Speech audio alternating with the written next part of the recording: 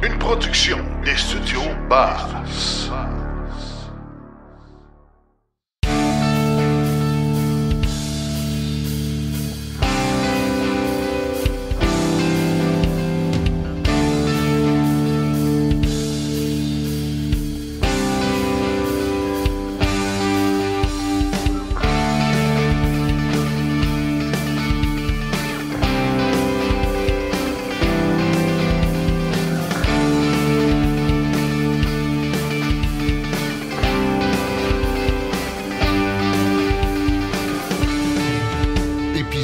Hors série. La semaine dernière avait lieu à Montréal la grande ouverture du Lucid Studio. Les Lucid Studios sont les points de vente de Lucid Motors en Amérique du Nord. C'est le nom que ça porte, des studios. En fait, ça porte bien son nom parce que c'est en fait une salle d'exposition très léchée, très moderne, dans laquelle les superbes voitures de Lucid Motors sont exposées. Et quelques modèles sont également disponibles pour essais routiers. Évidemment, on a pris le temps de jaser avec les gens là-bas, d'essayer la voiture. Il y a également un point de service, donc un garage qui est adjacent pour permettre d'en effectuer le service. Une très belle visite, très surprenante à plusieurs points. Évidemment, d'entrée de jeu, on parle de bagnoles qui valent au bas mot là, 150 000 $. Ça va jusqu'à près de 200 000 $ pour le plus gros modèle. Néanmoins, c'est une voiture californienne excessivement bien construite, une autonomie désarmante. C'est vraiment la plus grande autonomie d'une voiture électrique sur le marché en Amérique du Nord. Une qualité de finition qui est vraiment là, exceptionnelle, mais pas pour toutes les bourses, comme on a dit d'entrée de jeu. Donc, je vous propose de tout de suite aller de l'avant avec ce reportage. Ce sera tout d'abord, dans un premier temps, une entrevue avec le responsable des communications de Lucid Motors, qui est un monsieur qui est descendu de Californie pour l'événement, donc c'est un anglophone. Vous devrez excuser que l'entrevue s'est faite en anglais, étant donné que le responsable des relations publiques était un anglophone. Mais par la suite, on effectue un essai routier et là, on avait avec nous un spécialiste de la voiture qui est également un mécanicien, le spécialiste de l'entretien de ces voitures-là, qui nous a fait faire l'essai routier, qui nous a aussi qui a pu répondre à plusieurs de nos questions. Alors, on écoute tout de suite ce que ça a donné.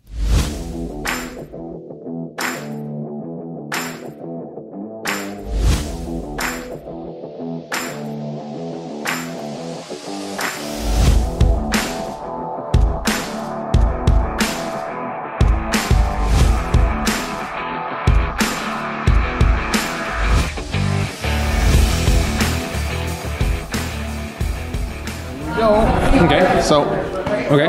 Nice to meet you. Nice to meet you. So your name is? My name is Dave Butchko. Last name is spelled Buchko, and I am with Lucid Motors. Yeah. So we're here today because it's the grand opening of the place. Yes, it's the grand opening of our Lucid Studio Montreal. It's our first retail location in the province of Quebec, and what's exciting is we're here at 67 Rue Saint-Jacques.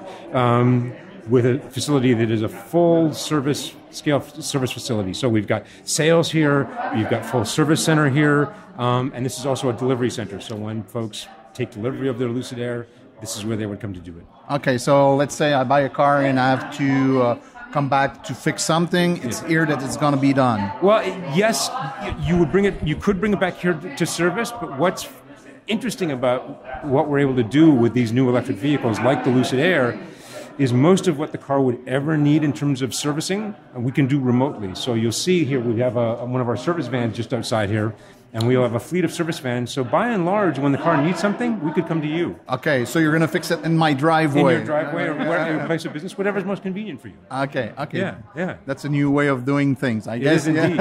Yeah.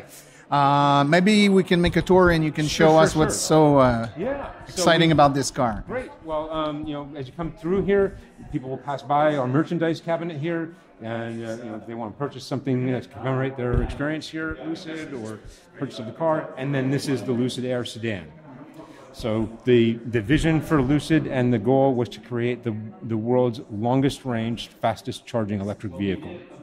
And so that's two things that usually are opposed. If you have yes. long range, it's going to be long to charge the car. Exactly right. So there was a lot that went into that.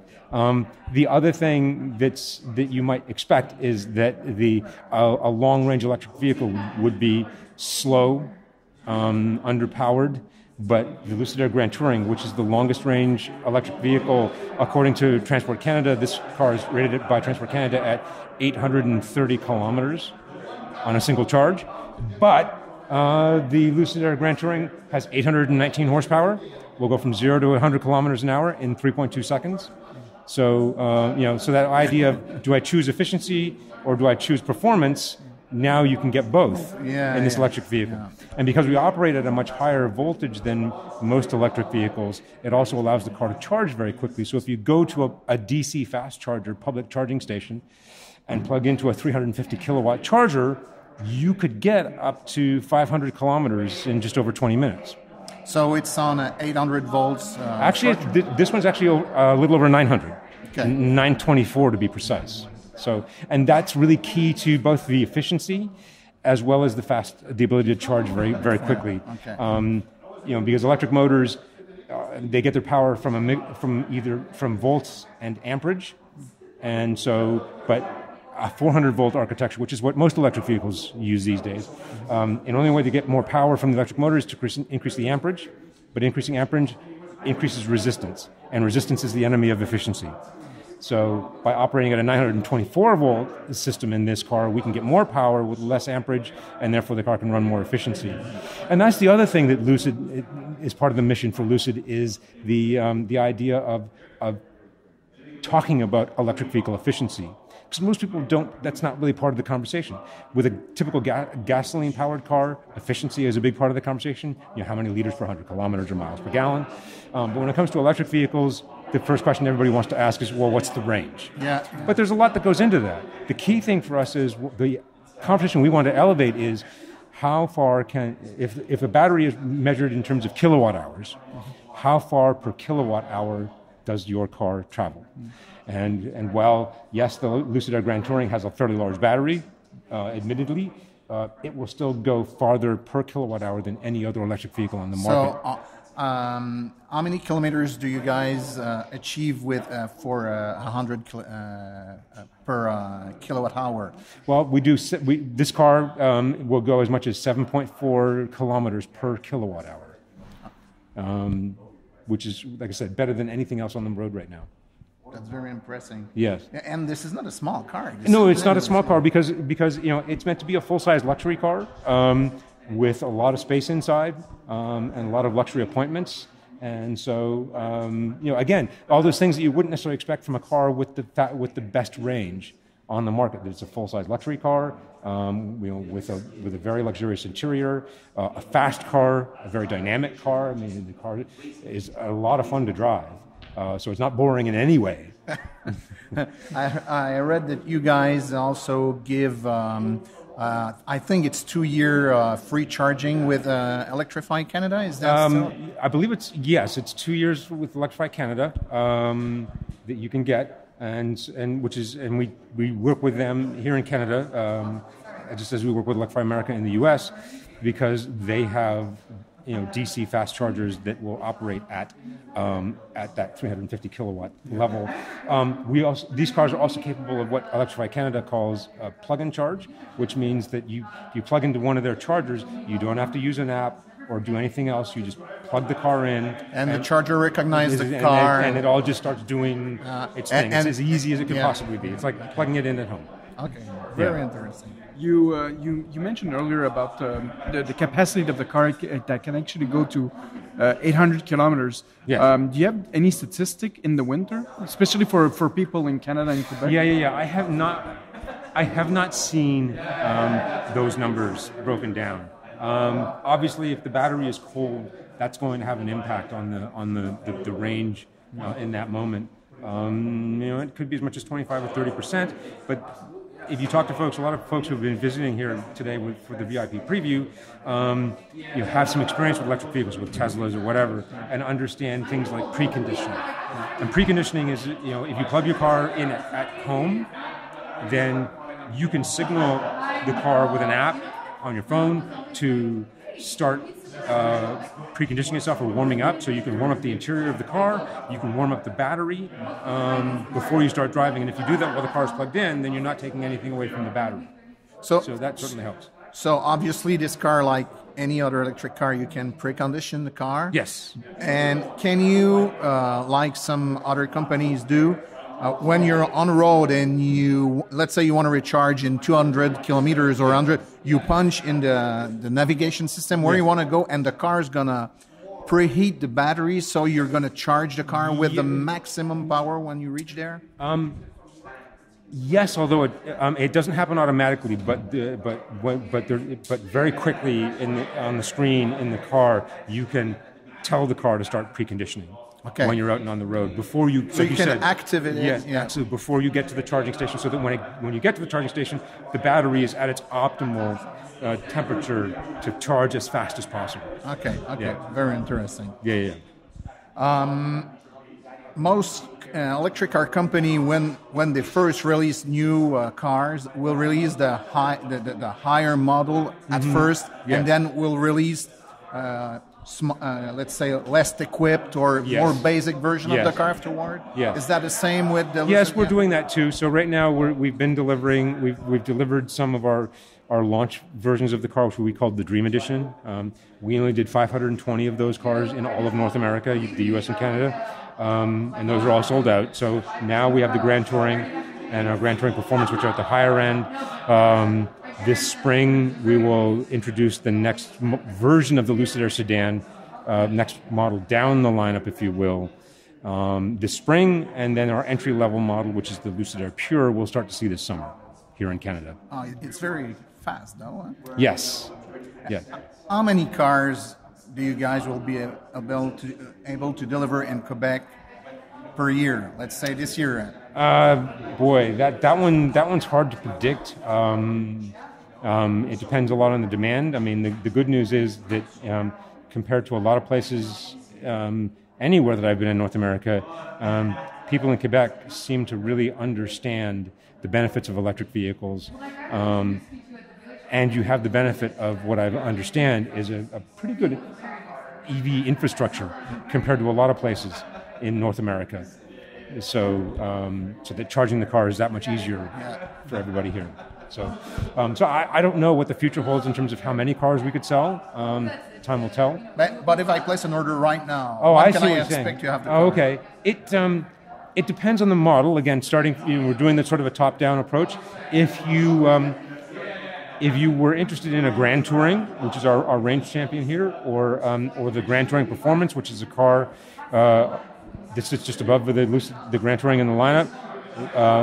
If 819 horsepower isn't quite enough for you, we do have the Grand Touring Performance, which is over 1,000 horsepower. And those we could probably get you a car fairly quickly, like within a month or less.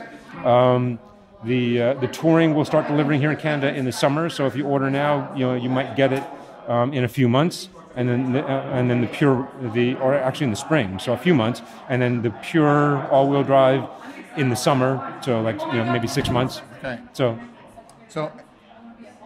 if we're interested in the car, we have to come here. We go to check which trim we want, what's the interior we want, the exactly inside, right. the outside. We choose all that, and then you guys will order the car with everything I needed, and it's going to be delivered here. Yes. So we take possession of the car here. It's not delivered directly at home, or if it's all down to what the customer wants. So Sasha Hagen, who is our studio manager here in Montreal.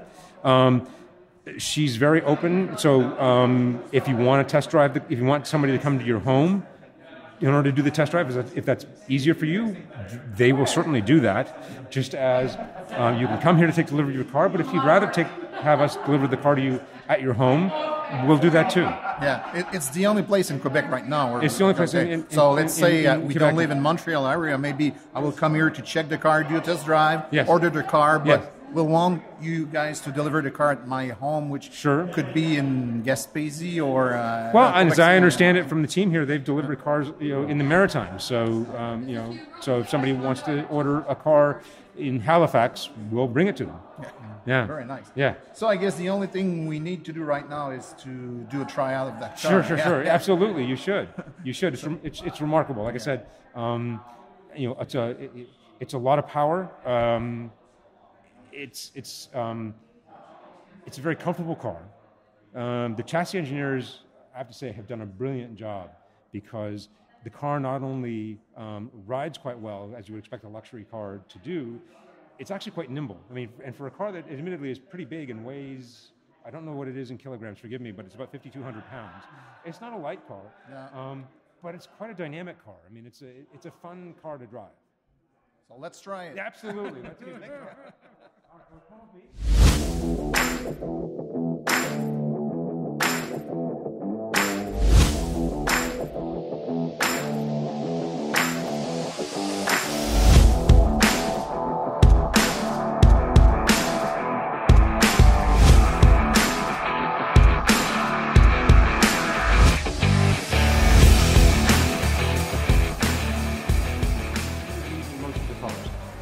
We're really proud of this because this was all developed in-house by our own engineering team.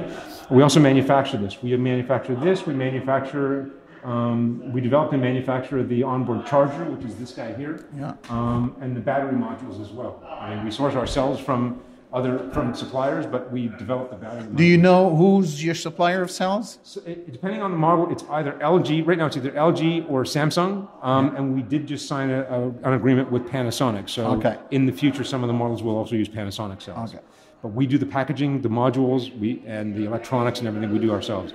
And this electric motor, this is the lightest, most power-dense electric motor on the market. It's capable of up to 670 horsepower, which means that it's about 9 horsepower per kilogram. It's about 3 times as power dense as any other motor on the market, and it's pretty amazing when you think about it. And what am I trying to say here? The 74 kilos is what the motor it weighs. This for if you understand anything about automobiles, this is the equivalent of your engine, your transmission, and your differential, all in this. Very amazing. Yeah, it is amazing. Yeah. All right. Well, come on.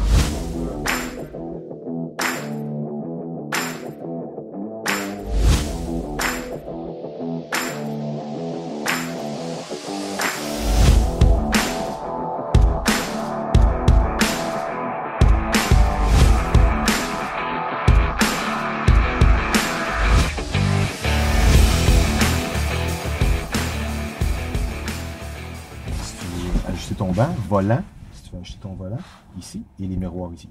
OK. Fait que si tu veux placer tes trucs. Ouais. OK. Je vais te mettre. Oh. Ah. Right.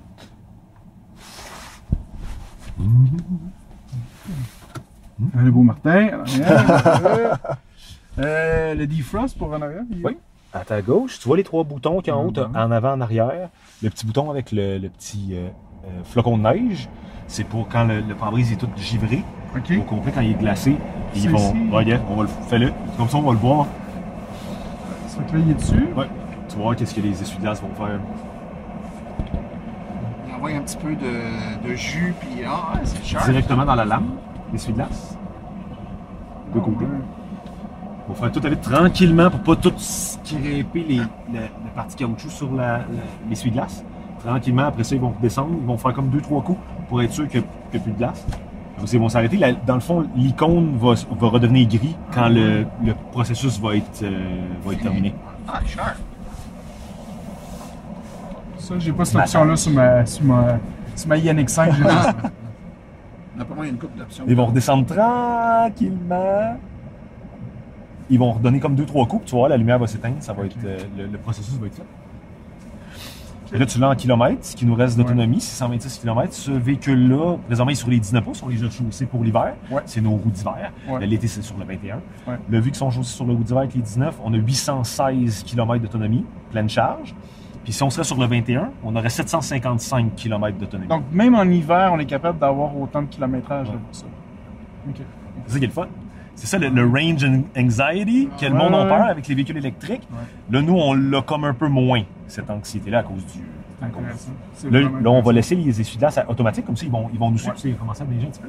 Ouais. On va se donner une chance. Maintenant? Ouais. Je vais t'expliquer juste avant qu'on parte. Ouais. On va essayer les 3 modes de conduite pendant qu'on va être sur la route. Ouais. On va commencer par fluide, c'est le mode daily driver, comme quand le véhicule va être très smooth. L'accélérateur va être quand même assez modulable. Là, présentement, on va être en régénération, en freinage régénératif standard. Il y a 2 niveaux, standard élevé. Mais chaque mode a son propre feeling de freinage régénératif. Il faut, quand les clients, ça fait longtemps qu'ils conduisent un véhicule, ils peuvent commencer à s'habituer un peu plus aux différents modes. Rapide, un peu plus sportif, ça va ajuster la direction, ça va ajuster la suspension du véhicule, ça va ajuster l'accélérateur. Sprint, on fly. Ça va débloquer 820 chevaux du véhicule, 665 livres de couple. La performance qui est à l'intérieur, 1050 chevaux. Ce véhicule-là fait qu'il y a 230 chevaux de plus que celle-là qu'on va essayer aujourd'hui. La Sapphire qui s'en vient au début de l'été, 1245 forces. Fait qu'on est dans ces eaux-là. Là, présentement, la GT va se placer quasiment dans le milieu de notre gamme. Parce que là, elle tombe comme en plein milieu. Quand il va y avoir la Sapphire, la Performance, là, il y a le GT Touring Pure. Les moteurs, comme tu disais tantôt, je pense que c'est sur les deux côtés. Oui, il y en a un en avant, il y en a un en arrière, un sur chaque essieu. La Sapphire va en avoir 2 en arrière, un en avant, 500 kW en avant, 500 kW, 500 kW en arrière. Fait qu'on est rendu à 1 mégawatt de puissance en arrière. C'est la puissance d'une ligne électrique. Là. On est rendu là. On est quasiment plus dans un auto. On est rendu dans Hydro-Québec. Là. On est rendu là. Le véhicule prend level 1, level 2, level 3. Sur le level 3, le Speed Charger, le véhicule peut prendre jusqu'à 350 kWh si les chargeurs le permettent, bien sûr, parce que le véhicule est capable de le prendre. Sur un 350 kWh, recharger la batterie à peu près 680 km d'autonomie, ça va prendre 15 minutes. C'est une batterie très grosse. On a la plus grosse batterie de l'industrie pour l'instant. Les plus petits drive units, vous avez vu un peu le capot, l'espace qu'on a en avant parce que les drive units sont très très compacts. On a 9 chevaux par kilogramme, poids du véhicule, 2,5 tonnes le poids du véhicule, quand même pesant, mais le véhicule est tout en aluminium. Carrosserie, châssis en aluminium. Fait que ça aide à baisser beaucoup le poids de la voiture, mais il reste quand même qu'il pèse 2,5 tonnes quand même. C'est quand même assez solide sur la route, là. On glissera pas beaucoup non, avec non, les batteries. Non. Même avec la petite neige qui tombe, ça va être juste parfait. On va juste se sentir travailler, ça va être parfait. C'est ça. Très bien. Tout le monde devrait avoir une Lucid. Si, c'est pas si cher. Et le salaire pour Et le salaire pour la payer. Qui va avec, c'est ça. Mais la Pure va vraiment nous mettre sur la map beaucoup. C'est une compagnie américaine. Américaine, oui. Qu'est-ce que tu peux nous dire un peu de son histoire, en fait? Ben, le CEO de Lucid, Peter Rawlinson, c'est l'ancien chef ingénieur de la Model S chez Tesla. Il est parti en 2012. Il est parti de sa propre compagnie, Lucid Motors, qui est une sous-branche de Ativa, qui fabrique les batteries pour la Formule E, la Formule électrique. Et puis, ils se sont servis de ça. Lui, il est parti ça d'une branche automobile. Puis là, présentement, on a commencé à produire des véhicules. On a commencé à livrer nos premiers véhicules l'année passée, à l'Halloween, l'année passée, en 2021. Puis depuis ce temps-là, on va produire d'autres véhicules. On a une usine de production en Arizona. On va en avoir une en Arabie Saoudite qui va être prête en 2025. Puis on va commencer à développer plus de modèles, plus de véhicules. Le Gravity s'en vient. Le Gravity a été dévoilé mi-octobre. Le VUS 7 passagers. Puis on s'en va. Mondialement, on parle de combien de voitures présentement qui ont été vendues là, depuis... Qui ont été vendues mondiales. Cette année, quand les chiffres sont sortis dans notre dernier quart de l'année, on avait produit 7000 véhicules, on en avait livré 5000 dans ces eaux-là. dont la plus gros de notre temps, il y a eu toujours les problèmes de logistique, la COVID, le ci, le ça, nouvelle start-up compagnie, mais le dernier quart de l'année, la production est revenue, tout est revenu comme à la normale. Puis l'année prochaine, on est censé, si tout va bien, si on va dessus du bois, on est censé produire à peu près 25 000 véhicules l'année prochaine. Première année, tout un peu plus lente, ça commence à partir, on a commencé tranquillement. Comme Tesla, on suit un peu la courbe de business de Tesla, c'est un peu les mêmes choses.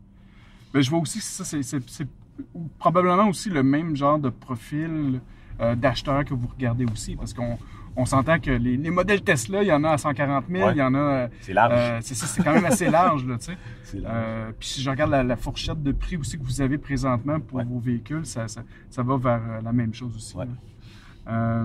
Je sais que aussi, présentement...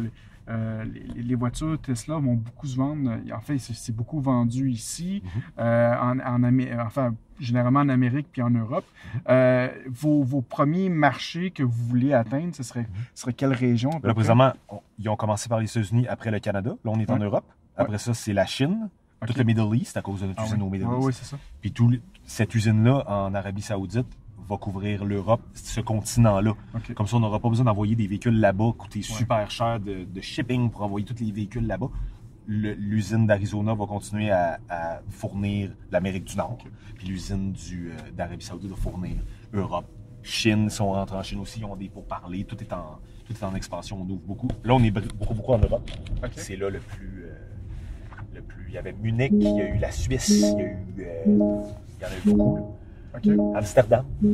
OK. On est là-bas présentement. Il y a beaucoup de studios ouverts présentement. Là, je veux pas te faire peur. Je vais te le mettre en rapide. Ah, c'est parfait. Tu vas voir qu'est-ce qui va changer quand tu vas décoller de la lumière. OK, puis lui, il décide de continuer. Lui, C'est bien. Là, ça va ajuster la direction, suspension. Ouais. L'accélérateur va être différent aussi. Tu vas le sentir. C'est quand même beaucoup plus sportif en mode rapide. On va regarder ça. Surtout dans la neige, ça va être quand même particulier de voir ça comme ça. Ah, ça se tient quand même bien. Ça se comporte très, très bien, ces véhicules-là. Très pesant, très large, capable de centre de gravité très bas. Ouais. On est capable d'avoir des belles performances même dans la neige.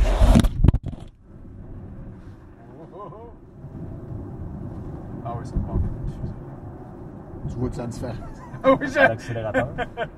mais pour ce qui est de Apple CarPlay et Android Auto. Et Android Auto, quand est-ce que ça va être intégré là, dans ce système? Présentement, c'est Michael Bell, notre VP de Software Engineering, Ouais. l'ancien VP de chez Apple. OK. Fait qu'on est allé chercher justement Michael Bell, c'est une sommité là, dans son domaine. Ouais. Le plus compliqué quand on a ces programmes-là, on a XM Radio qui a été poussé en bêta il n'y a pas longtemps. OK. Android Auto, Apple CarPlay, nous on fait notre propre infotainment. Avant que tu aies la compatibilité avec les deux systèmes, Ouais. quand on va avoir Apple CarPlay, quand on va avoir Android Auto, Ouais. ils vont contrôler le véhicule, ces programmes. Ils vont contrôler le GPS, ils Ouais, vont ouais. contrôler certaines fonctions dans le véhicule. Puis vu que c'est leur propre système infotainment, on ne fait pas affaire avec Sony, Panasonic, JVC, des compagnies qui sont déjà implantées comme dans toutes les autres brands. Ouais. C'est ça qui est long, la compatibilité. Ils nous ont dit que c'était on the pipeline. Là, présentement, ils finissent SiriusXM, qui devrait être fully functional début du printemps. Ouais. Après, ils sautent sur Apple CarPlay Android. C'est la prochaine affaire dans le pipeline pour eux autres. Donc, en tant que tel, un utilisateur, un acheteur qui va vouloir la voiture n'aura pas besoin de retourner au garage pour se faire Non. installer un module. Software. Update pour On va pouvoir tourner avoir à accès. Tourner à droite. Ouais, ça va juste être une mise à jour, over the air. OK. Puis on va avoir Apple CarPlay. C'est fantastique. Ce petit icône-là qu'on a utilisé tout à l'heure pour les essuie-glaces, Oui. au mois d'octobre, il n'était pas là. OK. Software update, l'icône est apparue, nouvelle fonctionnalité sur le véhicule. Il y a Génial. 95 ordinateurs dans le véhicule, OK. de différents systèmes. Oui. Puis il y en a 72 qui sont reprogrammables sur les 95. OK. Fait que le véhicule ne peut que s'améliorer avec le temps. On peut ajuster une panoplie d'affaires, ajouter des options, Le véhicule est déjà prêt pour le prendre. Fantastique. Souvent, on va entendre parler de les batteries, on doit absolument les recharger seulement à 80% de capacité. Sinon, on va avoir une plus grosse dégradation de Le lithium-ion a cette particularité-là. Oui, exactement. J'imagine que c'est la même recommandation que vous faites pour la voiture. Toute batterie au lithium-ion, plus on la surcharge, Ouais. c'est comme un téléphone cellulaire, c'est comme un laptop, c'est comme toutes ces choses-là. Ouais. À la longue, l'électrolyte dans le haut de la batterie va se mettre à se dégrader plus rapidement. Nous, on a déjà la fonction dans notre mode de recharge. On peut définir la limite de recharge ici. Ouais. On a la distance et on a la limite quotidienne. Elle va nous l'amener à peu près à 80% quand on fait la limite quotidienne. OK. Si on l'ajuste avant de recharger. Si jamais on fait une longue route, là, on peut le pousser à distance. Donc, un 80%, on parle de quoi, à peu près 600 km? Environ 650, 660 environ. Ouais. Je pense qu'il faut que je On va consulte. continuer. Pas trop dur de dépasser non plus. Non, c'est ça. Là, je veux pas te faire peur non plus encore. Là, on est en sprint. Parfait, ça. Ça va changer encore. Le oui. volant va changer, la suspension va s'adapter parce qu'on a des suspensions adaptatives électroniquement. On n'a pas de ballon, on n'a pas de suspension pneumatique sur le véhicule. Toute la suspension est en aluminium. C'est encore des bons vieux ressorts sur des amortisseurs, mais l'amortisseur est électroniquement... il s'ajuste électroniquement avec la conduite. C'est génial, ça. Et la traction. Le plus important, c'est que le massage ne change pas sur la chaise. On voit tes priorités. C'est parfait, ça. Pour les longues routes, surtout quand on finit de travailler, on revient à la maison, boum, massage, tranquille dans notre petit véhicule électrique. Je suis agréablement surpris de cette fonction-là. Tantôt, quand on en a parlé, je me suis dit, bon, ben, tu sais, ça va être une machine à massage comme au Costco qu'on va acheter durant le temps de Noël à 100$ et tout ça. Mais littéralement, je suis très heureux de conduire présentement, Martin, avec un massage. Là, vu qu'il n'y a personne en l'air de nous autres, si tu laisses un petit peu d'air d'aller, on va juste les laisser avancer un petit peu. Parce qu'il n'y aura pas de lumière, il n'y aura pas rien passer l'autre lumière. On va pouvoir l'essayer sur la ligne droite. Il y a un peu moins de neige aussi. Ouais. On va pouvoir C'est vrai, il n'y a pas peur. changer, voir la différence entre le sprint et le rapide. Le Swift et le sprint. L'accélération est vraiment différente. On oui? débloque les 820 chevaux, les 865 livres de couple. Ça me fait penser un peu à, avec la Tesla, le Ludicrous Speed. Ouais. Ouais. Mais la Tesla, le Ludicrous Mode, a été conçu pour ça. Ouais. Nous, le véhicule, à la base, n'était pas conçu pour ça. C'était pas un véhicule sport, c'était pas un véhicule de performance tant que ça.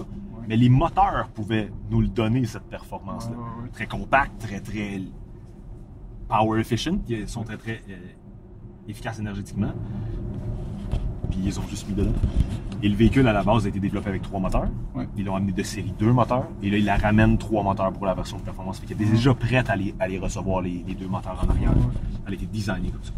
Je serais vraiment curieux, par exemple, souvent on a vu sur Internet, ça commençait à se faire les courses justement avec des Tesla, Ouais. avec le mode. Vous avez vu Ludicrous. celle de Jason Camisa, celle qui est sortie il n'y a pas longtemps avec la Bugatti? Oui, c'est Avec ça. la Pure Sport. Oui, Mais la c'est Pure ça. Sport coûte 4,5 millions. Ouais. Elle a 1500 forces. Ouais. Nous, la Sapphire, qui était en essai avec ceux-là, avec la Plaid et la Panigale, la Bugatti Panigale, le speed bike, Ouais. nous, c'est 325 000 une Sapphire. C'est Ouais. pas 4,5 millions. Ouais. Puis on est 3 véhicules en avant de la Plaid. On est 5 véhicules en avant de la Bugatti sur un quart de mille. Ouais. Avec ce véhicule-là, ça décolle tout de suite. Le poids est tout transféré en arrière. Les 2 moteurs de 500 kWh chaque nous poussent par en avant. Ouais. Un vrai feeling de véhicule sport, mais ça reste une grosse berline. Ouais, c'est ça. Confort reste là. On a encore les bancs de massage dans la Sapphire. Ouais. C'est la même chose. On perd rien de ça. On n'a pas un roll cage, on perd pas le radio, on a, comme dans toutes les autres chars, comme une 911 GT3 RS. Ouais. Une 911 GT3 RS, c'est 368 000 dans les intérieurs de porte en carbone, pas de radio, roll cage, c'est pas un char de confort, c'est un véhicule sport pour la track. Ce véhicule-là va l'être, à l'image de ceux-là aussi. Puis ceux-là, on peut très bien se débrouiller d'une journée de travail ou être sur la route pendant une journée. Là, on peut moduler entre les 3 modes. Les massages, on peut changer les thèmes de couleur, on peut changer l'éclairage ambiant, tout va changer. Là, on le voit moins parce qu'il fait pas encore assez noir. Mais le spline, les lumières de porte, tout va changer. Tout va se mettre à l'image du design que Lucid a décidé. L'inspiration, ça va être bleu, un petit bleu. Oui. J'avais pas remarqué ces petits. Les petits accents de lumière. beaucoup Ça de paraît plus quand il petits fait très détails. noir. Ouais. Les petits détails de design, 5K la résolution du tableau bord, 28 haut-parleurs dans le système de son. Fait par Dolby Surround. Ils ont designé avec Lucid le système de son pour être sûr que ça soit vraiment ambiophonique. Puis on peut même pas dire qu'ils sont où les speakers tellement qu'ils sont bien cachés. Okay.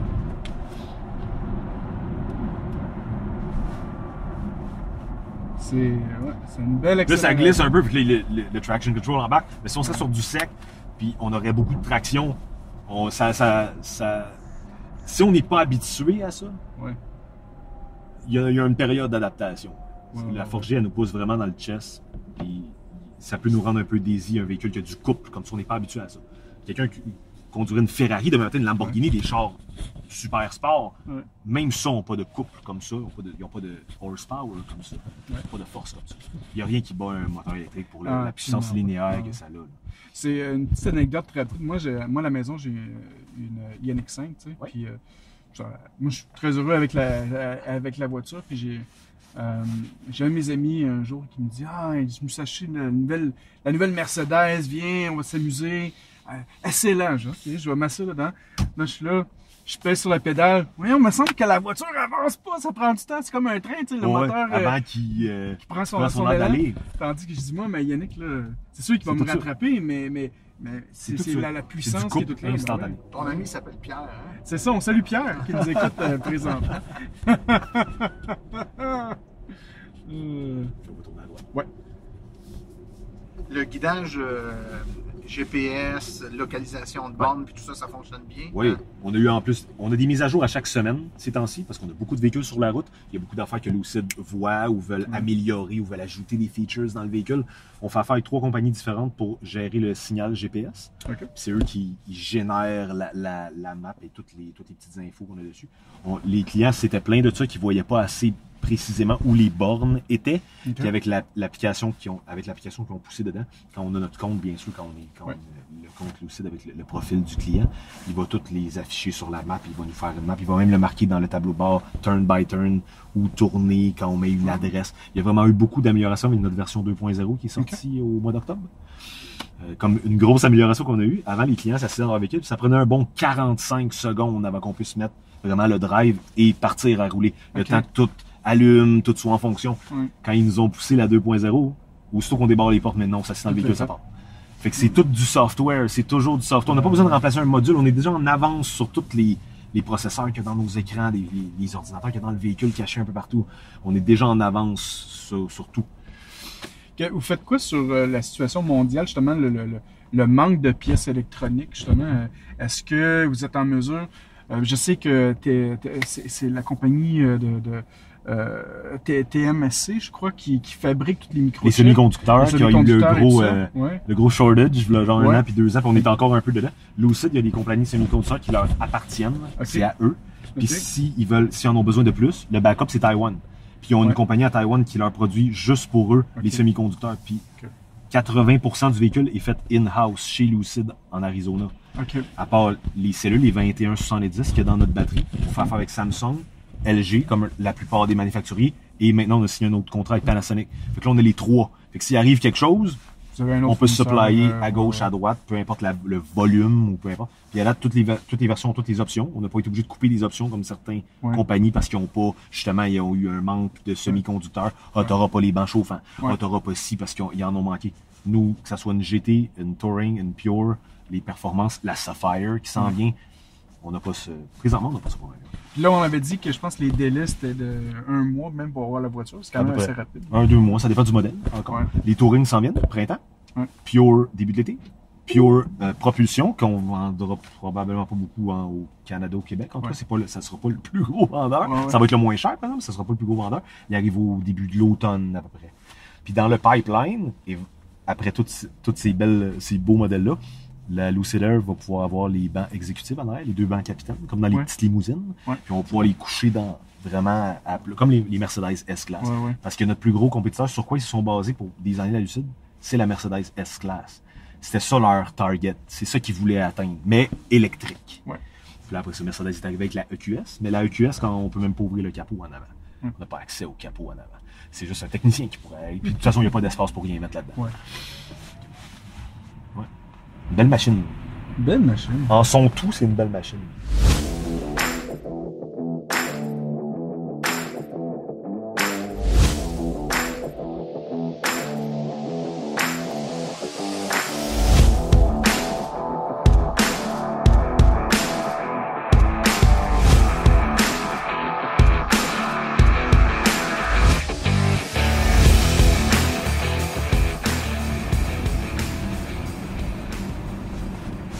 J'aime bien quand même le look. Je trouve que ça a un mix. Je reviens avec le véhicule Hyundai, mais le dash en avant est très similaire. Puis on peut voir aussi quasiment la ressemblance avec le Tesla, avec l'autre ordinateur sur le côté.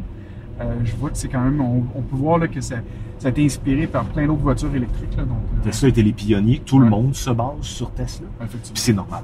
C'est bien normal. Parce que on est-tu capable de dépasser? On est-tu capable de. On reste en arrière? Où on se situe là-dedans? Vu que Peter Rawlinson, notre CEO, travaillait là-bas, c'est un très bon ingénieur. Il est toujours ingénieur de la compagnie. Il est CEO et CTO. Il est Chief Technical Officer, tout. Un bonhomme qui en a dans le cerveau. En tout cas, il est très intelligent. C'est pour ça qu'il est allé aussi dans l'architecture de 924 volts. Plus le voltage est haut, moins il y a de résistance, moins il y a de chaleur, plus facile de gérer la batterie, plus facile d'avoir des performances comme ça, du range comme ça, d'autonomie comme ça. Là, présentement, vous avez juste un concessionnaire ici à Montréal. On couvre Québec maritime avec celui-là. Ah oui, OK. Donc, si on a un problème avec la voiture, j'ai compris que vous avez des unités mobiles qui allaient directement à Québec? On est des techniciens mobiles. Ah oui, OK. On est 3 à Montréal. S'il y a un pépin avec le véhicule brise à Québec. On a même un client qui est en Nouvelle-Écosse, à Halifax. On va là-bas. Si on est capable de réparer là-bas, on répare là-bas. Si on n'est pas capable, on ramène le char ici. Toujours dans des remorques fermées. On les ramène. Clients, le service de luxe un peu. On ramène. Les clients sont très compréhensifs. C'est une startup company. Si jamais arrive un pépin, ils sont très compréhensifs. C'est souvent des clients non plus qui c'est pas leur seul véhicule non plus. Ouais.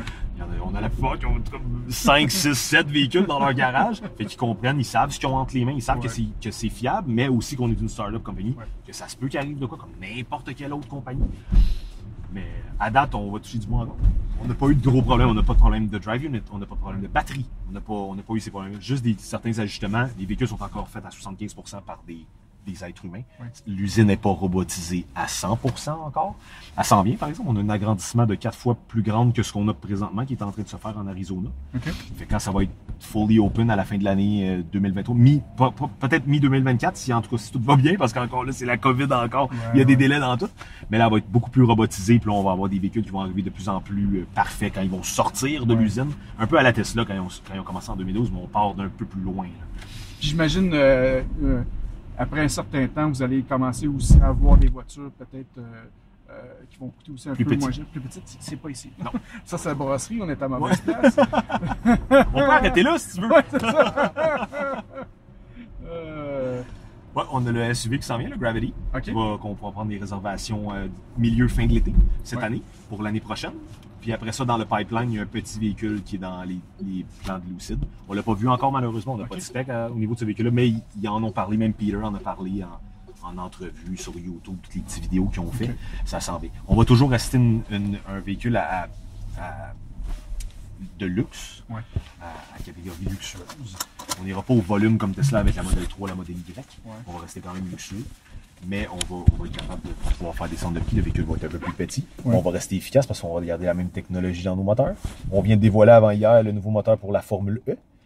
Moteur qui va être en avant des Formules E, le moteur avant, dans la Formule électrique. Très compact, très performant à l'image de ces véhicules-là parce que c'est la même compagnie qui les design. C'est Ativa, la compagnie qui chapeaute Lucid Motors. Fait qu'on a... Le véhicule et les prochains modèles ne peuvent être que meilleurs que ce qu'on a conduit aujourd'hui. Génial, ça. Un grand merci. Merci beaucoup. C'est à toi. C'est à vous deux. Oui, puis t'en veux combien? Écoute, j'en prends une pour la maison. On est prêts, on est là. C'est ça, chérie, j'ai une surprise pour toi. Ma femme va être contente. Peut-être une autre question, avant qu'on finisse. Le côté pilote automatique. Autonomous driving. Oui. Parce qu'on l'a pas dit tantôt. Mais présentement, dans le véhicule, en octobre, en même temps qu'on a eu notre 2.0, notre version 2.0, ils ont poussé le Highway Assist. Nous, ils l'appellent comme ça chez Lucid Motors. C'est l'équivalent du Autopilot chez Tesla. Nous, par exemple, Lucid, vu que c'est une marque de luxe, vu que c'est un gros véhicule, vu que c'est plus haut de gamme un petit peu, puis vu qu'on a beaucoup plus de capteurs, de radars, on a un LiDAR caméra en avant qui filme au laser, ils voulaient être sûrs qu'au Québec, au Canada, que tout se marie bien. Ils nous l'ont géofence, ils l'ont bloqué par satellite pour pas que ça fonctionne au Canada présentement, mais il est dans le véhicule. Le programme est là. Tout a été reprogrammé pour le faire. Puis on a même été surpris parce que quand ils ont poussé cette mise à jour-là, on est allé essayer les véhicules, on est allé voir comment ça fonctionnait. Puis ça fonctionnait pas. Puis on s'en est demandé, les ingénieurs nous l'ont dit, ils disent c'est juste au Canada. On vous attend parce qu'on est en train de finaliser nos petits tests, mais il est déjà dedans. Il est déjà dedans. Là, présentement, on a il va nous garder dans la voie. Je sais pas si tu l'as senti tout à l'heure. Il va juste nous bumper de gauche à droite. Le Highway Assist, c'est l'équivalent d'un peu l'autopilot de Tesla sur l'autoroute. Il va nous garder dans la voie, il va le maintenir avec la vitesse, il va même pouvoir se tasser à gauche, à droite. Ça fonctionne présentement aux États-Unis, ça fonctionne super bien, on fait plein de tests. Ils ont réglé tous les petits bugs, les petits glitches qu'ils ont eu en début de programmation. Mais depuis ce temps-là, on est hardware ready pour le Autonomous Driving niveau 4. Avec le LiDAR, on a 2 circuits 12 volts complètement séparés dans le véhicule. Ça prend ça pour avoir une certification d'autonomie à ce niveau-là. Ça prend tous les capteurs qu'on a sur le véhicule. On n'a comme pas le choix. Ça part de là pour avoir ces certifications-là. On est déjà comme un step ahead là, avec ce qu'on a de hardware. Manque juste le software, manque juste la législation en arrière de ça. Mais on est là. Fait qu'on part déjà mieux nanti en partant qu'à être obligé de rajouter des ordinateurs, rajouter des modules. Ça va coûter 15 000, on va te rajouter telle option. Présentement, c'est des mises à jour qui se font sur le cellulaire. Ça pousse dans le véhicule ou ça pousse directement dans le véhicule. Même nos bornes de recharge maison, comme celles qu'on a en display à l'intérieur ou celles qu'on a à l'extérieur, sont reprogrammables. Le véhicule peut faire du charge bidirectionnel. Je peux charger un autre véhicule à côté. Je peux envoyer du courant dans ma maison. Le véhicule est prêt de le faire. Le chargeur, le Wonderbox, dans le véhicule qui sert de chargeur, est capable de le faire. On est capable de... On a un petit chalet, puis il n'y a pas d'électricité dans le chalet, ou on coupe l'hiver pour pas que ça nous coûte trop cher. On est capable de se brancher, puis prendre le 112 kWh de la batterie, puis de l'envoyer dans notre maison. Parfait, c'est tout? Ça complète? Ben oui, c'est ça.